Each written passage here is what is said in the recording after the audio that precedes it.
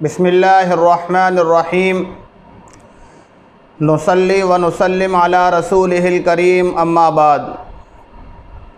हज़रात नाज़रीन, आप हज़रात भी जानते हैं कि तमाम ही अहले इस्लाम अल्लाह रब्बुल इज़्ज़त के लिए खुदा के लफ्ज़ का इस्तेमाल करते हैं, यानी अल्लाह रब्बुल इज़्ज़त को खुदा कह कर के पुकारते हैं।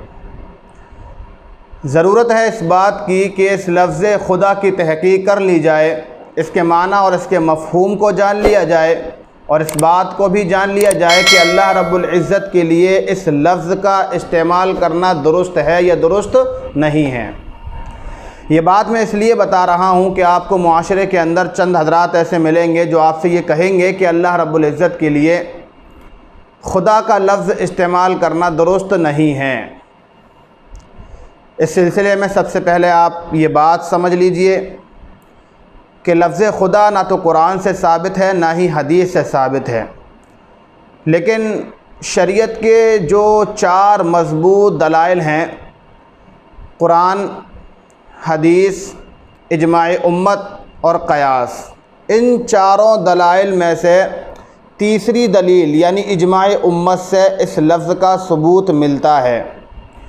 इजमाए उम्मत कहा जाता है मुआशरे के अंदर कोई चीज़ इस्तेमाल की जाए या कोई लफ्ज़ नया इस्तेमाल किया जाए और उस लफ्ज़ के इस्तेमाल करने पर किसी उलमा की जमात ने नकीर न की हो, उसको अदा करने से मना न किया हो, उसके इस्तेमाल से रोका ना हो, तो ऐसे लफ्ज़ के ऊपर इजमाए उम्मत हो जाता है और उस लफ्ज़ का सबूत मिल जाता है। तो इसी इजमाए उम्मत से लफ्ज़ खुदा का सबूत भी मिलता है। अब रह जाती है ये बात कि लफ्ज़ खुदा की तहक़ीक़ क्या है। तो लफ्ज़ खुदा ये ख़ुद से बना है। खुदा के माने आते हैं ख़ुद वजूद में आने वाला, ख़ुद मौजूद, यानी जो अपने वजूद के अंदर किसी दूसरे शख्स का मोहताज ना हो, यानी उसकी ज़ात में कोई दूसरा शख्स तसर्रुफ़ करने वाला ना हो, ऐसी ज़ात को खुदा कहा जाता है।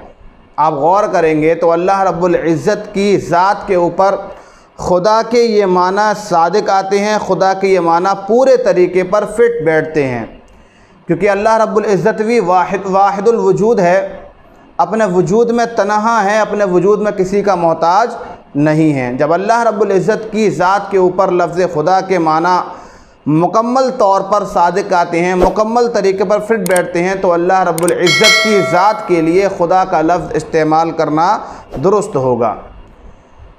आप इस लफ्ज़ खुदा के माना और मफ़हूम को अच्छी तरीके से याद रखें। अगर कोई आपसे ये बात कहता है कि लफ्ज़ खुदा का इस्तेमाल अल्लाह रब्बुल इज़्ज़त के लिए दुरुस्त नहीं है, तो आप उसको इस तरीके पर जवाब दे सकते हैं। उम्मीद है ये छोटी सी वजाहत आपको समझ में आ गई होगी। अल्लाह ताला हमें सही दीन समझने की तौफ़ीक़ अता फ़रमाए। व आखिरु दावाना अल्हम्दुलिल्लाहि रब्बिल आलमीन। अस्सलामु अलैकुम व रहमतुल्लाहि व बरकातुहू।